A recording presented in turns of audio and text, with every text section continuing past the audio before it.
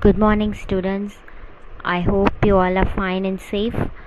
Today we are going to see civics. In the last class, we saw geography about the natural vegetation and the wildlife. So, in civics, today we are going to see how the state government works. So, we all live in a state called Tamil Nadu, right? So, how our state is working. So, what are the conditions, what are the functions and powers of the governor, and the powers of the chief minister, and about legislative assembly and council, state judiciary. So all these things we are going to see in this chapter. Let me read out the introduction part first. There are two sets of government in our country, the central government and the state government. So in our country we have two sets, right? Central government and state government. So in state government we have our CM, governor, everything in our state, but in central we have our PM, right? You all know who is our PM of our country, who is the CM of our country, CM of our state, sorry.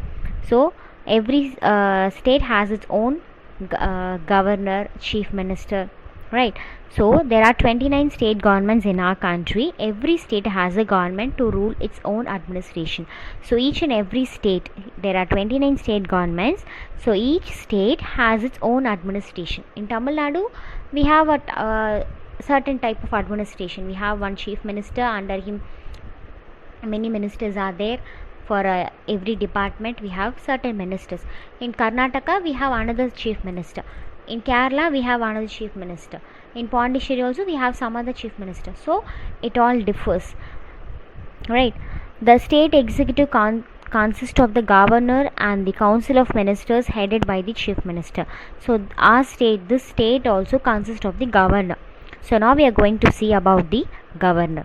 The constitution provides for the post of the governor as the head of the state in India. So governor is considered to be the head of the state in India. Okay, state, head of the state. He is appointed by the president of India. So you all know who is our governor, present governor of Tamil Nadu?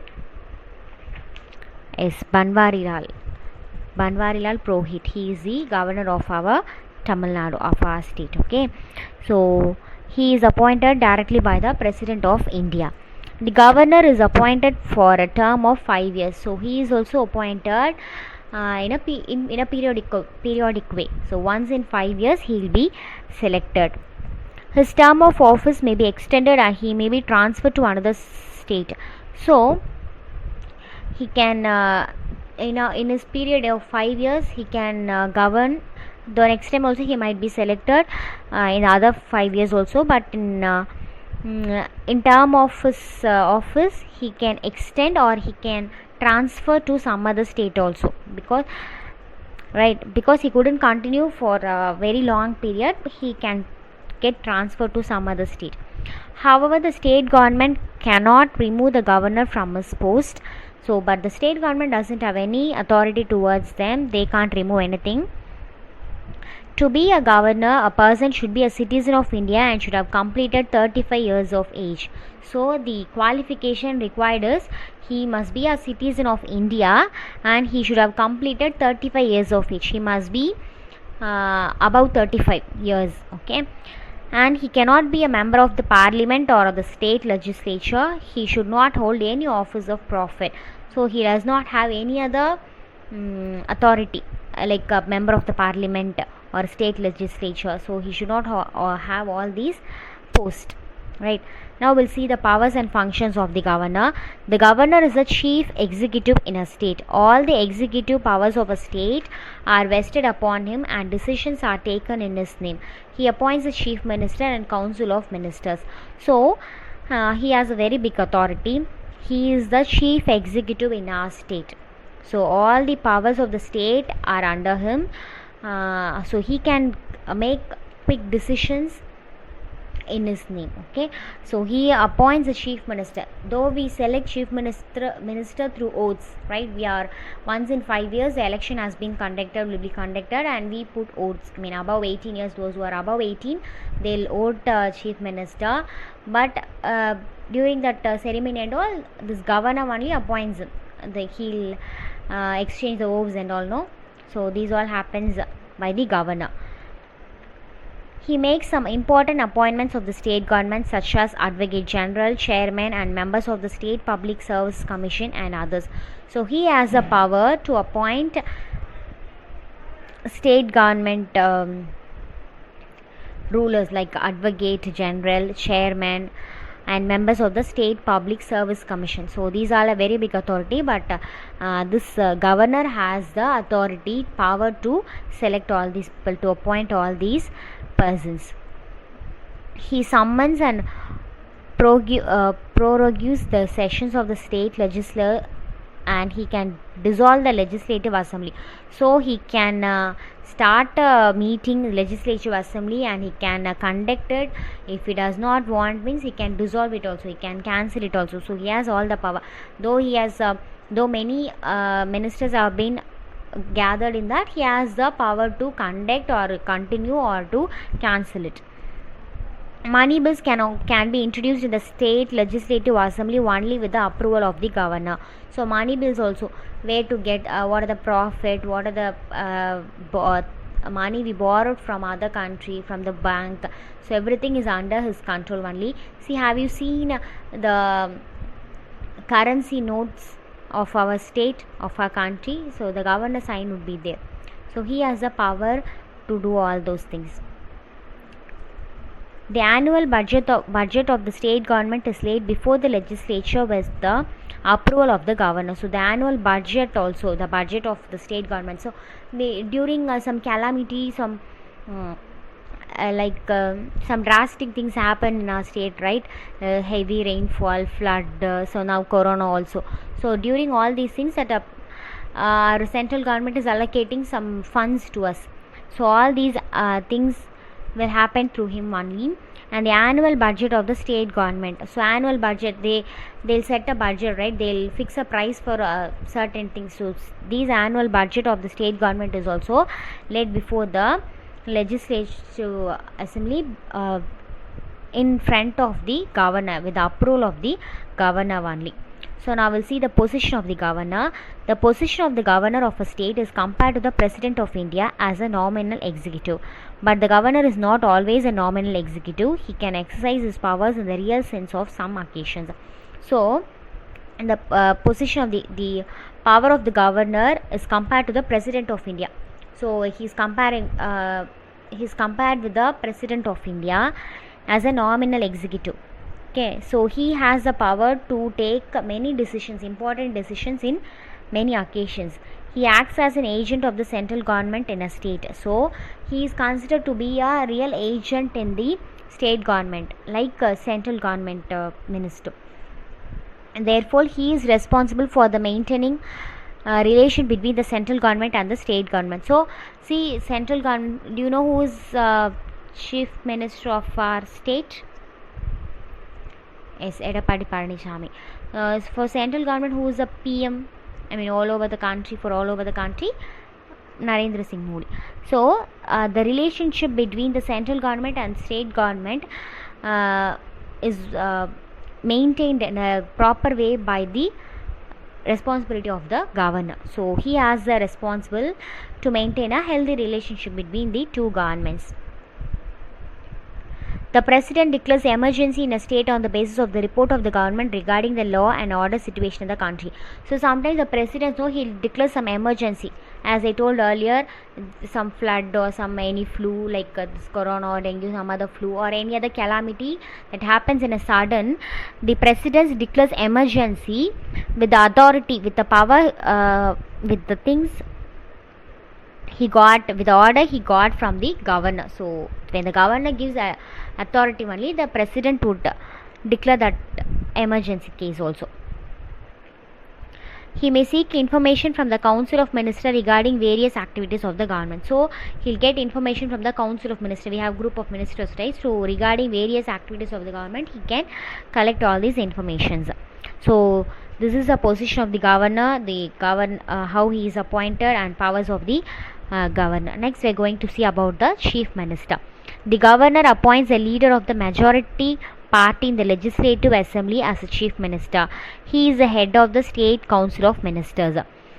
The chief minister has no fixed term of office. He remains in office so long as he get support of the majority members of the legislative assembly. When he loses support in the legislature, he has to resign. The resignation of the chief minister means the resignation of the whole council of the ministers in the state. So the governor, as we saw earlier, the governor only has the power to appoint the chief minister. So the chief minister is the head of the state council of ministers. Under him we have many ministers. For each and every department we have certain minister, right? So all are answerable to the chief minister. The chief minister must be the member of the state legislature. So he must be the member of the state legislature. If he is not the member while he is appointed, while he is taken charge of a CM, when he is not the member of the state legislature, he must be appointed within a period of 6 months. Okay, so in our state, as we said earlier, Edappadi Palaniswamy, he is the chief minister of our state, right? So he has the power over the state. Whatever he does, whatever he says, everyone must obey. In this lockdown period also, whatever he says, he has the power to do all those things. So he'll put some orders, so all the citizens must obey him. So he has the power over the state. Now see the powers and functions of the CM. The chief minister is the chief administrator of the state. All major decisions of the state government are taken under his leadership. So he is the chief administrator. So primary, he is the first first and foremost person in the state. Okay, all these major decisions of the government, whatever the government takes, was taken by him. Okay, whatever the government does, whatever the citizens, whatever other ministers does, or the orders which was given by the CM only. The chief minister plays an important role in the formation of council of ministers. On the advice of the chief minister, the governor appoints the other ministers. So chief minister only has an important role to form the council of ministers. We have some group of ministers, right? So he has a power to form all those persons, and with the advice of the chief minister only, the governor appoints all the ministers. The chief minister supervises the activities of different ministers and advises them accordingly. He also coordinates the activities of different ministries. So he supervises the activities of different ministers. So we have for health department we have certain minister. For education department we have one minister. For fishery department we have one minister. So for transportation department we have one minister. So all these ministers are under the control of the chief minister. So when a chief minister takes a decision, he has to consult, he has to get suggestion from all these ministers, but final decision will be taken by the CM. See, for example, the 10th exam got cancelled in our state, right? So the education minister, Mr. Sengotian, he had a meeting, he had a discussion with the state government, state CM only, with our CM only. So after consulting everything only, the CM only announced that he only declared that there is no exam for the 10th standard students.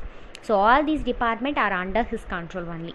So they have to consult everything and they'll make a final decision. But the decision which is made finally is by the CM of our state. The CM plays an important role in making policies of the state government. He has to ensure that the policies of the government do not against the public interest. His voice is final in policy decisions of the state government. So when he makes any decisions, he must ensure that these policy or the decisions which he makes must not be against the public. So he must get the favor of the public, right? So he must not do anything against the public. He plays an important role in making higher appointments of the state government. The governor appoints different higher officials of the state government on the advice of the chief minister. So the governor also appoint many higher officials with the council, with the advice of the CM only. So the CM plays a very important role in the state. Okay. So this is the power and functions of the CM. You have a detailed answer on this. Okay, now we are going to see about legislative assembly. The people who make the laws of the state government are called members of the legislative assembly, MLA. So many times we used to hear about this word, right? MLAs. So the people who make the laws of the state government, those who give laws to the government, are called MLAs. MLAs are chosen from different constituencies. For the election of MLAs, and the entire state is divided into different constituencies. So these MLAs all know, they all chosen from different different places, different in states still we have different districts, different places, right? So they were selected from these places. They were divided into different constituencies during election time. One MLA is chosen from each legislative assembly to represent that legislative assembly. So one MLA is chosen from one place and he is representing the legislative assembly of that particular place. Election to the assembly. Different political parties compete in the elections in the legislative assembly. So in our state also, once in 5 years we will conduct election, right? So the legislative assembly in that election will be conducted, right? The candidate is that person who contests for the election and asks people to vote for him. So we used to see, many propagandas will happen. Many persons who are competing in that election, they'll come to our streets, to our places, and they'll ask for the votes. Okay, they'll ask, right? We might have seen all those things. They'll have a certain symbol for them and they ask us to vote for them. So a person who has attained at least 25 years old to contest for election to the legislative assembly. So those who have attained the age of 25 has the qualification to compete in the legislative assembly. Once one person can stand for election in more than one constituency at the same time. So he can stand in more than one or two places also. If a person does not belong to any political party, he can contest election. Such candidate is called independent candidate. So if he does not any political background also, he can stand in that election, right? So he is called as independent candidate. Every party has its own symbol. Independent candidates are also given election symbol. So every party has its own symbol. They have certain symbol, right? So they'll ask to vote for this symbol. So they'll give many promises also during this election campaigns and all, right? Now we'll see about the State Council of Ministers. The leaders of the majority party in the election is chosen as Chief Minister. So the leader of the majority party in the election, those who get majority votes, they will be considered as the Chief Minister. They will be chosen as the Chief Minister. The Chief Minister chooses his ministers from the MLAs of his party. So those who get more votes, this MLA also, they competing, right? Those who get more votes, they will be considered as the MLA, and the Chief Minister chooses his minister. Ministers for various departments headed by the Chief Minister is called state government. So various department ministers headed by the Chief Minister is called state government. So the state government does not consist only one minister. Under him we have lot of ministers, right? For each department we have certain ministers. So it is said that the party which got majority seats in the election forms the government. So which party got the majority seats in the election, they forms the government. The working of the state government. The main duty of the legislative assembly is to make laws for the state. So they will make certain laws. See, this lockdown time also we have many laws, right? So all these laws are made by the state government. It can make law on the subjects mentioned in the state list and concurrent list. However, during the state emergency, it cannot exercise its legislative power. The assembly has control over the State Council of Ministers. The State Council of Ministers are responsible or answerable to the assembly for its activities. So the State Council Minister are responsible or answerable to the assembly for its activities. So they are answerable, right? They are accountable for all their activities. The elected members of the Legislative Assembly can take part in the election of the President of India, and all members can take part in the election of the members of the Rajya Sabha from the state. So those who are elected for the Legislative Assembly can also participate in the election of President of India also. The Assembly also take part in the amendment of the Constitution on certain matters. So the government has three basic functions: making laws, executing laws, and ensuring justice. So this state government, they have three basic functions, three basic things that they should think is to make law. They can make law, they can execute it, they can make it to practice, and they can ensure whether it is practiced justly. whether everything is goes in a proper way. So these are the three things that a state government should look into. Next we'll see about the judiciary of our state. Okay, about the high courts. The high courts stand at the apex of the state judiciary. The High Court stands at the apex of the state judiciary. As per the constitution, there shall be a high court in each state, but there may be a common high court for 2 or more states and union territories. The state high court consists of the chief justice and other judges, as the president may appoint from time to time if necessary. So the high court is considered to be the main thing for the state judiciary, state justice. So for justice, we all depend the court, right? So when we step the court, we think we'll get justice, right? So the high court for each and every state, they'll have a high court, right? For sometimes there may be a common high court for 2 or more states also. Though judges of the high court will be appointed by the president of the country. So in our state, in the high court judges Amareshwar Pratap Sahi. So he is a high court judge, right? So you see that the high court judge must have the certain qualifications. He must be a citizen of India. For everything, that is a very basic quality, that he must be the citizen of India. He must have at least 10 years experience as a head of the judicial office in the territory of India. So he must have 10 years experience in the judicial office. He must have worked in the court for at least 10 years. He must have at least 10 years experience as an advocate in one or more high courts. So in other state also he might have worked. He must have 10 years experience as an advocate. The judge of high court holds the office until he completes the age of 62 years. So his retirement period is he can hold his office until he complete the age of 62. For a government job and all, will have 58 age, right, the retirement period.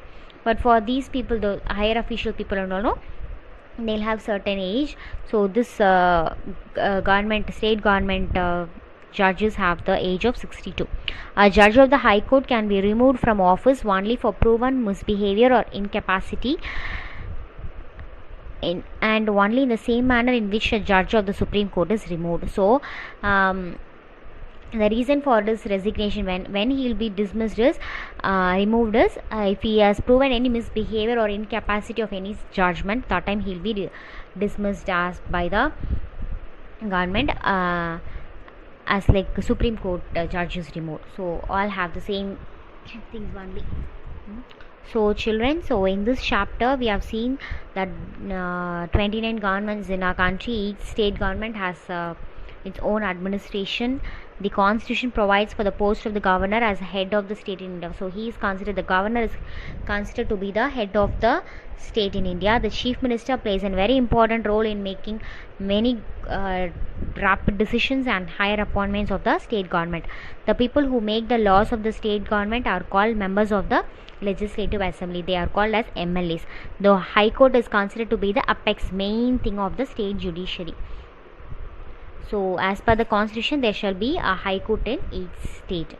So according to their amendment, constitution amendment, each state should consist at least one high court, right? So these things we have seen in this chapter. I'll send you notes also, children. Just go through it.